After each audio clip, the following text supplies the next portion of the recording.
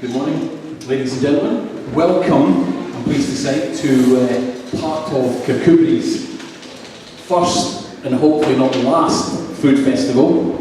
It was an idea put together and very, very well supported by the festivities committee to put this on today. As you can see, for those that have been upstairs already, you'll see there's a great array of, proud to say, local producers.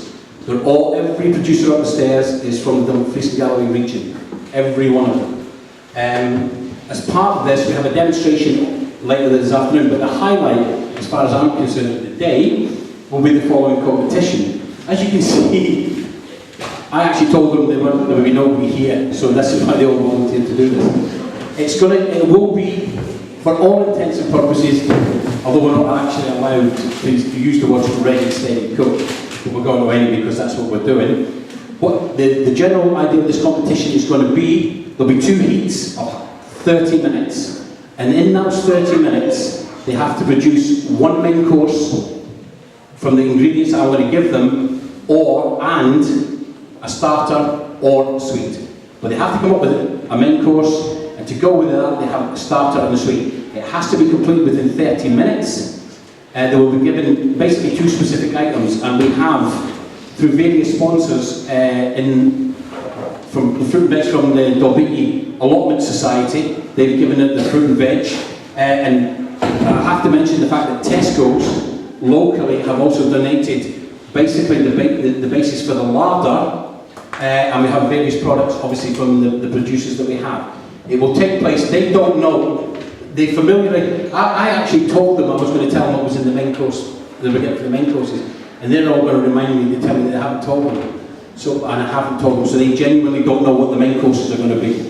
They familiarised the site, they have a pretty full larder here of various items that they could put in the dip on. But the trouble is, if you ask chefs, this will go on forever. I'll have a list this long. Technically, they've got over 40 items, so I don't know what they're loading about. And as you can see, we have the setup. This is the demonstration kitchen, which is normally used for 1 person. And Mr. Strachan is at the back there. It's his company, is the View Kitchen, and this is the little bits of information you have. And he has built and supplied the cooker. And the main sponsor for this is Mr. Ian McCartney, who's with us, and his company, iTech. I'm very pleased, and as you can see, we have a magnificent new trophy to go with this. So, they've all had a touch of it before they started. Very much indeed, Willie, for coming down. I know you're a busy man. Willie Pike is one of the most respected chefs in the industry within Scotland, in fact in Britain. I wouldn't even say, and Hazel will back this up, you know this. Willie was one of the founder members of the Scottish Culinary Olympic team. Willie is an MBE for his services to basically teaching, and the amount of time and effort and the amount of charity work he does. This man is one of the greatest teachers that Scotland has ever seen in the culinary establishment. There are chefs all over Scotland who have to give this man thanks. He worked at Glasgow College of Food Technology for many, many years. He's now got his own consultancy business. He works also for Sodexo, and he does a lot of work, as I say, just did a big charity dinner for Gordon Ramsay, and he spent his time on a Saturday to come down to sunny Kirkcudbright to entertain you, and for that I am eternally grateful. I want to very simply, I want to show you this recipe. It's a recipe that was quite complicated. I just took all the complications away and made it really simple. And the two uncomplicated dishes are very simple today. What I've got here is I've got some creme fraiche, and I'm going to make a creme fraiche sorbet and a creme fraiche ice cream, and I've taken it down to 4 ingredients. Okay? What I've got is I've got some golden syrup. Saves me making oil and sugar and water together. Yeah? Saves me a job, doesn't it? Look at that. Sticky stuff though. Here's some golden syrup there. And to that, what I'm going to do is I'm going to add some lemon juice. It's great now because that golden syrup comes in a squeezy bottle. It's fantastic. Isn't it great? So it saves you making a mess. I was telling them about your famous photograph of the cake from many years ago. Were you in the chocolate apron? Well, When we doing the competition, head to foot and chocolate. we were working over in, I remember working over in Singapore, and we were just usual chefs in Scotland. You're never getting enough money to do anything. You take work for 3 days and they sleep. And I remember working with chocolate. You went to the rooms were air conditioned. And I remember just falling into bed, and I wake up the next morning, I went and got my apron and it had set. Just lifted this thing up with the chocolate stick, it's set. Really funny. The other ingredients, so really what I've got here is I've got 4 ingredients. So I've got lemon juice, I've got orange juice, I've got golden syrup to sweeten it, and I've got creme fraiche. And that's it. And I'm just going to whisk it together and I'm going to throw it in the ice cream machine, and that's it. Very simple. Very, very simple.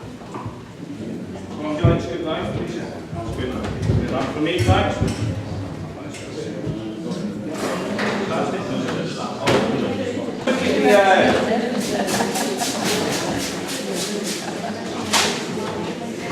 Let's look at the let's look at the dessert for Gordon Ramsay, yeah? Dessert for Gordon Ramsay is basically a tomato chocolate sauce. So if you did 100 ml of cream to 100 grams of chocolate, well, that was hard. Yeah, is that difficult? If I use, depends what I'm using. Sometimes, if I use dark chocolate, I put a bit of golden syrup in it, because it can be, yeah. And if I use milk chocolate or milk chocolate buttons, then all you just mix the two together. And we've got a nice chocolate sauce. I've read recipes.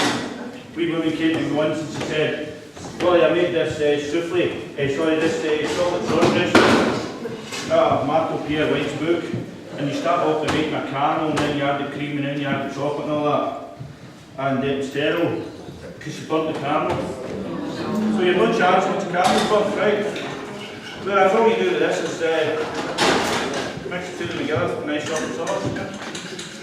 If you want, you put a bit of Grand Marnier in it, depends how drunk you really want to get.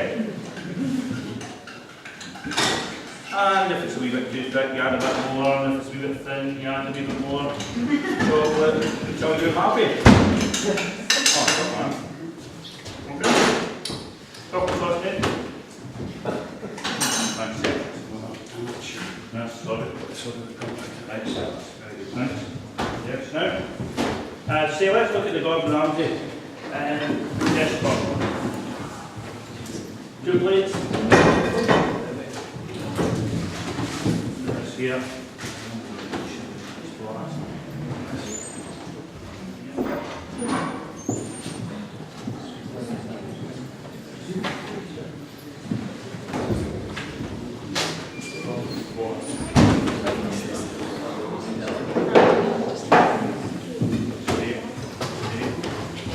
Okay, let's, yeah. Okay, just going to take a little bit of,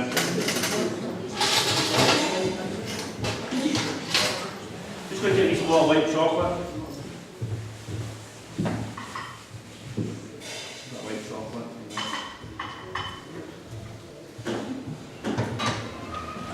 And I'm just going to stick the. Important you get it level, yeah? Important you get this level. Okay? Okay? That's a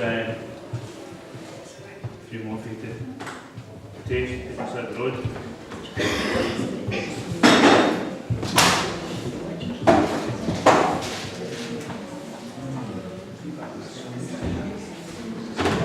I've made a pear mousse. With a hole inside it. I made a pear mousse, so I'm going to put some pear mousse in here. Like that. This is where the pear is in. And I'm just going to get that off the plate for me. And look. Like that. In a pear mousse, I've got some sponge. Another nice way of doing this is take some fresh raspberries and spoon a few raspberries in there. In fact, mate, that's a nice deal. But obviously they're just going out of season, so that's the difficult part.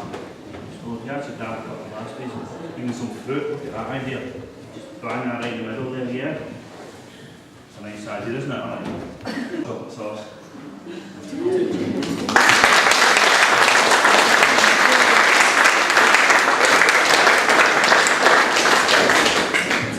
The idea was obviously to get them something visually impacting and then let them make the mess themselves with sauce. Okay? And relatively simple. And people like Willie and Ian McAndrew tomorrow, Tony Borwick tomorrow, Mission Star chefs, the 4 boys that did the Ready Steady Cook today. Now, I know for a fact that they're working, you know, they're going back to work, I'm going back to work, but that wasn't what it was about. It was trying to get the community something to go, and as Andy said, if this proves any sort of success, this will be a regular event. It will be added to the calendar of events in Kirkcudbright, which are going bigger and bigger. Now, as an active community, and it can only work, because the big thing this is, I always think, I have a slight problem with certain things that go on, because they're always in July and August. The big test I have always believed is to put something on at this time of year, when there's not so many visitors about, and when, so you're really relying on the local people who come out to support. And I can honestly say, and this is just after the first day, from the bottom of my heart, I appreciate your efforts for coming out today. I hope you enjoy it, and believe me, this man, as I say, is a genius. 2 gentlemen tomorrow, you'll get a completely different demonstration tomorrow, because they're not as mad as he is, you know what I mean? Pastry chefs are in a different class. But again, I would thank everybody for coming. Please come up. Speak to Willie, he's going to be here for a wee while, just a wee while longer. Ask him whatever you want to do, and please enjoy his produce. And thank you for turning out.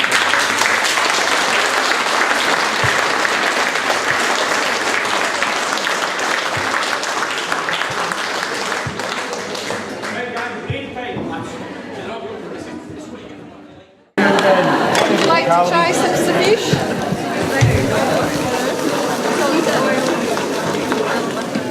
All that bar, you'll have my chopped garlic here.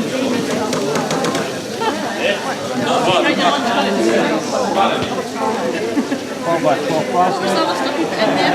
Just chopped garlic, it's a well-known supermarket inside, you know what's the advertised. All other supermarkets are available. I know what to say, Something like that. other supermarkets are available.